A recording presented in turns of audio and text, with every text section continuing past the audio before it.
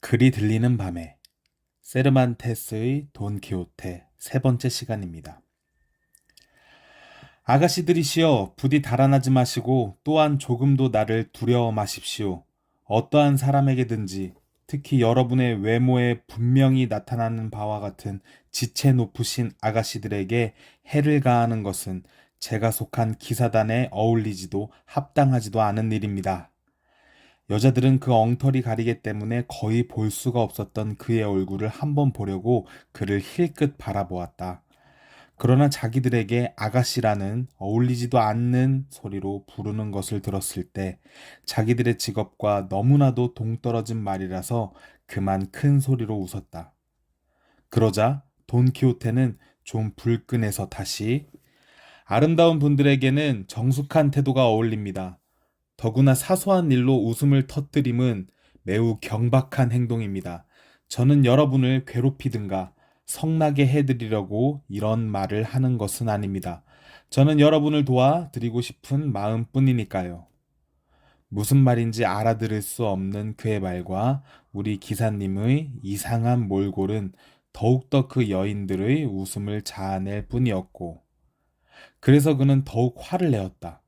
그 순간 몸이 무척 뚱뚱한, 무척 마음씨가 좋아 보이는 주막 주인이 나타나지 않았더라면 사태는 좀 더 험악하게 발전됐을 것이다.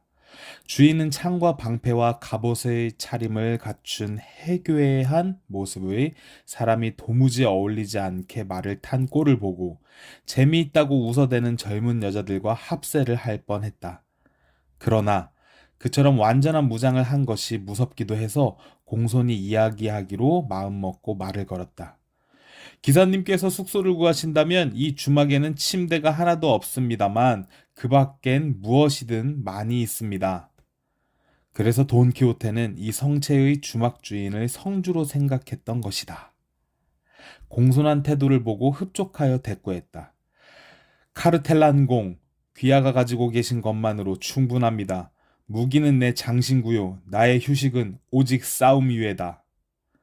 주인은 그가 자기를 카스텔라 지방에서 온 믿을 만한 사람인 줄 알고 자기더러 카스텔란, 성주라는 뜻이라고 부르는 줄로 생각하였다. 실제에 있어서 그는 카쿠스만큼이나 도덕 근성이 있고 대학생이나 사환 아이만큼이나 잔꾀가 많은 산 테카르 해변 출신의 안달루시아 사람이었다. 그는 대답했다. 그러시다면 기사님은 저 딱딱한 돌바닥을 침대로 삼아서 날이 샐 때까지 눈을 뜨고 감시를 하며 주무십시오. 그러니까 이 집에서는 하룻밤뿐만 아니라 1년 내내 눈을 뜨고 있어야 하는 이유를 잘 기억하시고 마음 놓고 말해서 내리십시오.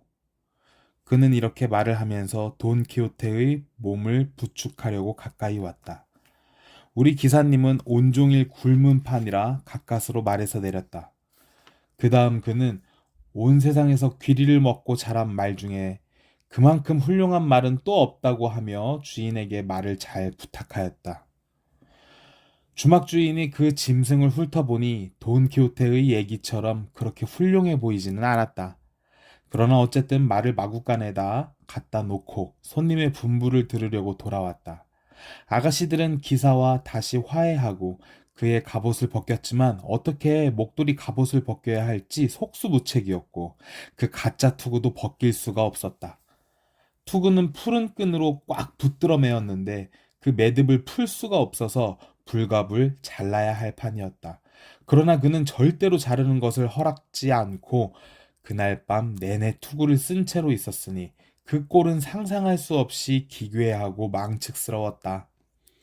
아가씨들이여, 로신한테는 제 말의 이름이요, 라만차의 돈키호테는 제 이름입니다. 저는 여러분을 도와드린 공적으로 제 이름이 자연적으로 드러나기 전에는 신분을 밝히려고 하지 않았지만 란셀로트가 지은 이 옛 노래를 본딸 필요가 있어서 그만 때가 이르기 전에 이름을 알려드리겠습니다. 그러나 아가씨들께서 제게 명령하시면 제가 복종할 시기가 올 것입니다. 그때에는 저의 용감한 무술로서 여러분께 도움이 되고자 하는 저의 소망을 만천하에 나타나겠습니다. 이런 식의 엄청나고 그럴싸한 말을 별로 들어보지 못한 여자들은 아무런 대꾸도 하지 않고 단지 무엇을 좀 먹지 않겠느냐고 물었다. 기꺼이 음식을 들겠습니다. 지금이 바로 음식을 먹을 때라고 생각됩니다. 하고 돈키호테는 대답했다. 공교롭게도 그날은 금요일이어서 주막에는 생선 몇 토막밖에 없었다.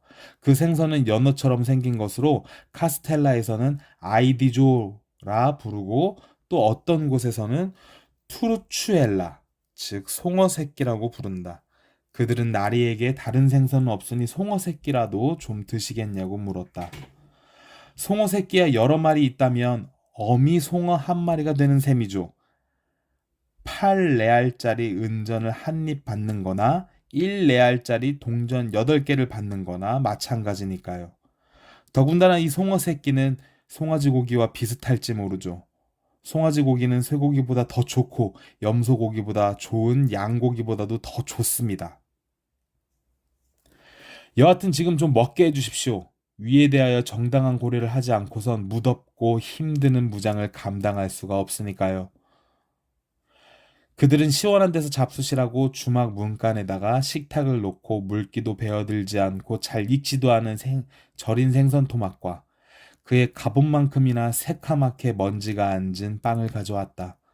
그가 먹는 꼴을 보고 그들은 굉장히들 웃어댔다. 투구와 얼굴 가리개를 손으로 쳐들고 있느라고 제 손으로는 아무것도 입에다 갖다 넣을 수가 없어서 다른 사람이 먹여주어야만 했던 까닭에 여인들 중에 하나가 그 일을 해주었던 것이다. 그러나 물 같은 건 절대로 마실 수 없었을 것인데 주막 주인이 갈대를 뚫어 가지고 한 끝을 그의 입에 넣고 다른 한 끝에다 물을 부어 넣었다. 그는 투구의 끈을 끊느니보다 차라리 이 모든 어려운 일을 참아냈다. 그들이 이러고 있는 동안에 돼지불알 따는 사람 하나가 주막을 찾아왔다. 그는 주막에 도착하여 갈대피리를 너댓 번 불었다.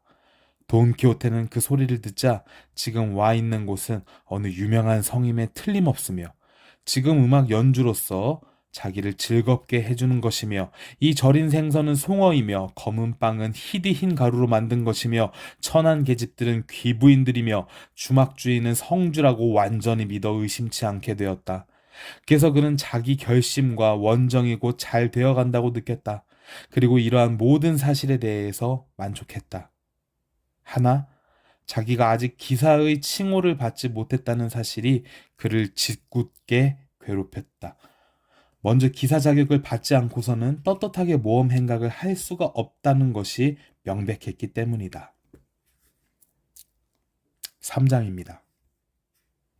이런 생각을 하니 마음이 초조해진 그는 초라한 주막집 저녁을 먹는 둥 마는 둥 하고 상을 물린 다음 주인을 부르자 마구간 문을 닫고 그 앞에 무릎을 꿇고 말했다. 용감하신 성주님, 제가 지금 청하려는 것을 허락하시기 전에는 이 자리에서 결단코 일어나지 않겠습니다. 제 소원은 성주님의 명성을 크게 높이고 인류의 복지에 크게 공헌할 만한 것입니다. 손님이 발 앞에 무릎을 꿇고 그런 말을 하는 것을 들은 주막 주인은 어쩔 줄 몰라 멍하니 바라보면서 일어서라고 말했으나 기사는 막무가내였다. 그래서 그의 청을 들어주겠다고 약속을 했다. 그대여, 나는 각하의 허락이 있을 거라 기대하였소. 아량이 크신 어른께서 허락하신 저의 청은 내일 아침에 저를 정식 기사로 만들어 주십사 하는 것입니다. 오늘 밤은 기사님의 궁성에 달린 이 예배당에서 제 무장을 지키고 내일 아침에는 말씀드린 대로 저의 간절한 소원을 성취하겠습니다. 그렇게 되면 저는 기사도의 법률과 모험의 뜻을 가진 기사들의 의무를 따라서 고통당하는 무리를 위하여 모험을 찾아 세상의 방방곡곡을 다 돌아다닐 권리를 갖게 될 것입니다. 위에서 이미 말하였거니와 약간 교활한 성질인데다가 벌써부터 이 손님이 머리가 돌았다는 의심을 품었던 주막 주인은 그 말을 듣자 제 생각이 틀림없다는 것을 알고 그날 밤 좀 재미있는 장난을 할 생각으로 그 손님의 기분을 맞추어 주기로 했다. 글이 들리는 밤에 세르반테스의 돈키호테, 오늘은 여기까지입니다.